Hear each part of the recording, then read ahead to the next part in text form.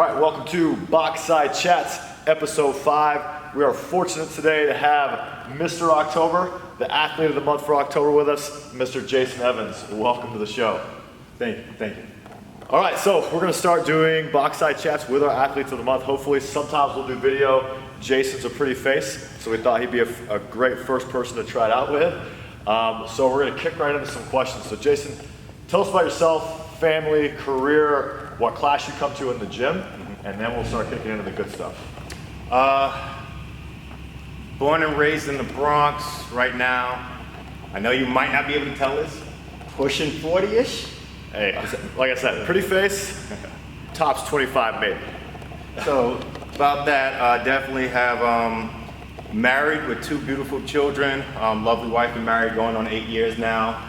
Have a daughter who's 6 years old, son who's 3, Morgan Candice Evans and Holden Evans. So they're pretty much my life and my drive and force right now. Awesome. I oversee operations for a software company. So I oversee their national operations, mostly on the consulting side of things. And in general, in terms of hobbies, definitely like to get in here with OBP. I mean, that's my primary job. That's the primary thing I do, kind of outside of work. But, definitely just anything active. I just like to be active. I like to be moving around. Obviously love sports, but I'm the type of person who loves participating more than watching. Gotcha. And props to Jason. He actually travels a lot for work. So how often do you travel for work? It has its peaks and its valleys, but definitely it picks up at certain times a year. But about 1, maybe even 2 weeks out of a month, I may be gone from anywhere from 3 days to a week. Back and forth. Sometimes regional. When I say regional, just East Coast, but definitely getting out. Since I oversee operations for North America for my organization, I definitely have to meet with my counterparts over in Europe and APAC and things like that, and that's when it kind of takes me out there for more than a week and stuff like that. So gotcha. So you may not recognize Jason if you don't come early morning or Saturdays. He's a 5:45 a.m. guy, never misses a day when he's in town. Bright and early. He's always here bright and early. Sometimes beats me here like 30 minutes prior to class starting, asleep in the car. Right. I have to wake him up for class, whatever it takes. And you may recognize his daughter Morgan. She's an OBP youth, standout athlete in the youth program. Thank you. So we're glad to have the whole family on board. So tell me how you found CrossFit and then OBP as well. Well, found CrossFit just by happenstance. The CrossFit craze actually hit, years back at this point. So I tried it before, and I got into it for a little bit, but the travel was tough. Mm-hmm. And actually, without going into too much detail, long story, the gym didn't work out for me, right? The coach in the gym and the atmosphere in the gym, right? I think that's important for those of you who may not be as familiar with CrossFit. Not every gym is created equal. Not every coach is created equal, right? Stop. Okay, go on. Yeah. So it definitely made the difference. So it wasn't a good fit to begin with. I guess I have to thank Stacy Nielsen, one of the members here. She's a good, husband and I went to college together, so I've known her for a lot of years. And, sitting there talking to her about the transition. She was actually at the old gym, made the transition to this gym. And she was actually, telling me all the differences, right? The night and day differences between the 2 gyms and how I should really try it out again. So kind of props to her for getting me to come back in and try it again. And, once I got here, it just fell right into it. It felt perfect fit. Awesome. Yeah, shout out to Stacy and Kamani, bringing in the referrals. We always appreciate that. So how long have you been here? You joined when we were back at the old spot, right? Yeah, back at the old spot. So in January. So okay. not quite a year yet. So 10th month. Yeah, 10th month. It's been an uphill battle, right? It's been a challenge, but it's been rewarding too. So I just feel like I'm more or less kind of getting into my stride. I wouldn't even say hitting my stride, kind of just yet. Building up the stamina, building up the conditioning. So it's been an interesting journey, especially 5:45 in the morning when you're gripping the bar in the middle of the winter and the bar is too cold to hold. Yeah, it's been interesting, but it's been well worth it. Yeah, we definitely didn't have heat in the first space at all. We have a little bit here, but Jason was there every day, hoodie on, and still going for it. But yeah, I like what you said about you just now approaching your stride, or you're getting into your stride. Very important. Jason's been dedicated to perfecting technique before he tries to go too heavy. Obviously, a man such as himself wants to go heavy, wants to hit those PRs. At our gym, sometimes hard to swallow the pride because you got ladies squatting, deadlifting, heavy weights, and you want to beat them and you want to beat the fellas. But focusing on technique, which you've done, and now you're starting to PR and you're making huge progress in all your lifts, and that's kind of why you're the athlete of the month, because you're seeing those huge gains right now after all that dedication. So I commend you for all that. And thank you. One of the things that resonated with me when it was one session, just like you said, I wanted to go, more than what the program laid out. You know, we were doing like 50 or 60% of some exercise at that point. And of course I was jumping it up because, stereotypical macho man, I want to get there, I want to get the weight. Right. And you told me, well, didn't I, doesn't the program, you approached me and said, doesn't the program, kind of mandate that you do this, and why don't you kind of lessen the weight? And the first thing I said was, listen. And you're like, no, you listen. And I'm like, okay, let me stick with the program. And, to what you said, sticking with the program, even if you feel, and I did feel like it feels like it's moving slower from the weight perspective, definitely not the conditioning perspective, because I struggle with the conditioning piece in the Metcons, but even if you feel it moving slower, I've realized the benefits, as you just said, that when you do go to max out, at that 1 rep max, how that, kind of the strategy laying out of building the muscle over time, kind of works, right? So it's not always, 1,000 pounds every day. You end up hurting yourself like that. Exactly. And that's, people get injured in CrossFit all the time because it's always like, go heavy, go hard. Hey, newsflash, we're not high-level athletes, where we have jobs, we have families, so why not be smart about what we're training, setting those building blocks like you did, and then you'll start to see that progress after the foundation is set. So great job on there. So now we're hitting our stride. I think I saw you on the vlog talking about goals. Give us 2 goals you're going for right now. I think my first goal is kind of placing in more than the top 6 of the women, kind of throughout the categories. And we all have that goal. Yeah. I mean, there's really strong athletes, and a lot of the other classes. But from a workout perspective, I'm definitely looking to do a full bench press of 300 pounds. Okay. Where are you at now?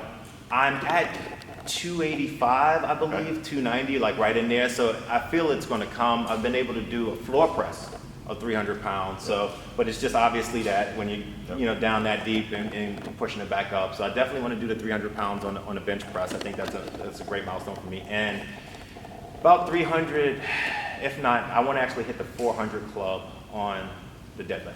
Okay. Right. I'm at 345, 350, right now. So it's 50-pound jump is pretty good jump. I'm trying to give myself within kind of the next 6 months to try to develop and hit that. Okay. But definitely have to work on those 2 goals. All right, so a 400-pound deadlift and a 300-pound bench. You're already there at a floor press, so you're right there. Definitely good goals, I think. I don't know if you guys listen to the podcast on goals, but he has them set, and now he has a timeline, and they're pretty exact. So that's what we're looking for when we have goals, so that's good. Tell me one accomplishment you've already made that you were very proud of. Changing my body composition. Okay. So when I got into it, I didn't necessarily care. I got into it, I wanted to be more fit. I wanted the image that I was looking at kind of like in the mirror to match the image that I had of myself in my mind. I feel great. Yeah. Then I turn around. Right? It's like, let me dim the lights a bit, squint. And so I didn't really care about from a weight perspective, right? My goal wasn't to lose weight, but definitely change the composition. So I think I've been able to, noticeably change the composition, at least from my perspective, and feedback from family and friends and stuff like that. Wife, yeah, that's the important one, right? Yeah. So with that, I think that was one kind of major accomplishment that I'm happy about so far. Okay, awesome. And you did the OBP nutritional counseling. Absolutely. I know Matt was your assigned coach, and it was a struggle early on. We analyzed your food, and it was just meat. A lot of beef, a lot of pork, a lot of fat. So we had to kind of change that. How did that help you, and have you stuck to kind of the change or what you learned in the program? I know it was tough throughout, but I have. I think it helped me because it made me realize up front exactly what I was consuming. Right. Because I've always been, my whole diet, my whole life has been mostly kind of low carbs. It's been mostly proteins and vegetables, right? I don't have a real complex menu that I choose from. So I'm pretty simplistic. So I always thought I was eating healthy.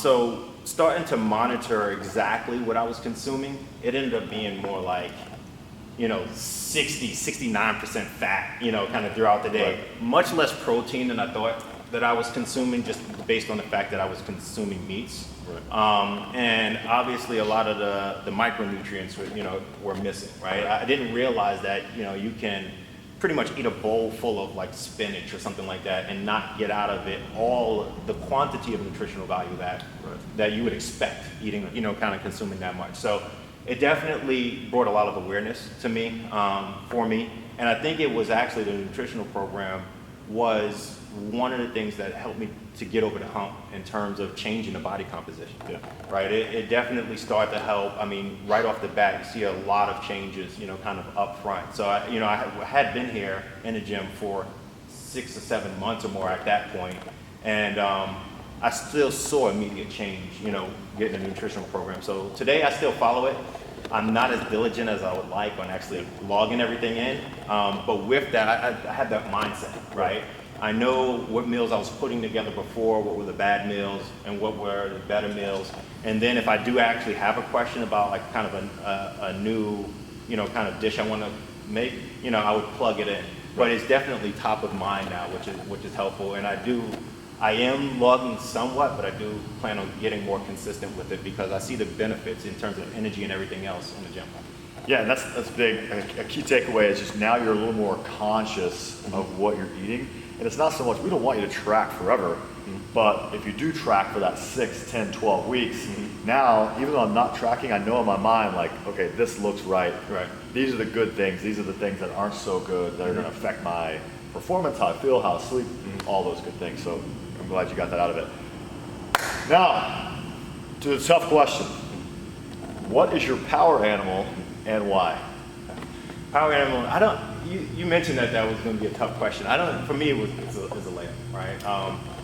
For me, it's the silverback gorilla, right? I mean, it's just the strength, right? Strength of 100 men, strength of 1,000 men.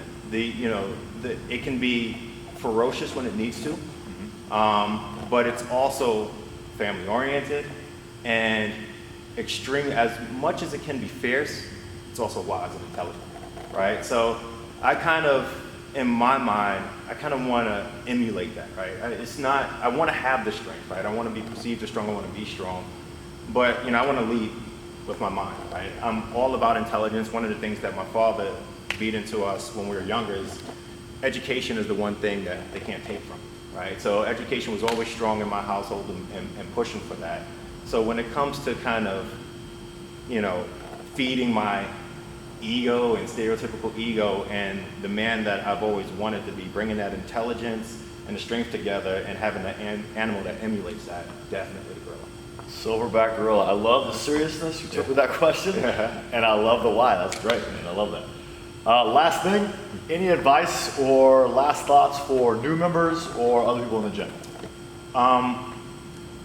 Consistency. Consistency. I mean, that is it. I haven't, again, I said I was just reaching my stride now, right? I chose those words on purpose because I didn't want to imply that I was in my stride. Right. So it's still difficult, right? It's still very difficult. And actually, because you continue to progress, I don't know if it ever stops really being difficult, right? But being consistent the entire time, I've seen over time the conditioning getting better, right? It used to be I do one set and it'd take about, 30 seconds to do a set. This is what I remember. You walking off. Yeah, exactly. Walking off screen for 3 minutes. Yeah, that's exactly what I was about to say. I was just like, I couldn't breathe. Like, it was, middle of winter, wasn't humid, right? I just, couldn't breathe. But, coming in every day, being consistent with it, not finding excuses, why you can't come in or why you just can't make it today or why you shouldn't come in, right? It pays dividends, right? It pays dividends more than you can imagine. So absolutely just be consistent on coming in and engaging, right? So it's well worth it. I love it. From Mr. October himself, just come to the gym and things are going to happen for you. Hope you guys enjoy the show. Jason, thanks for being on the show. Thanks for having me. Again, Thanks Mr. for October. everything. And we'll see you guys next time.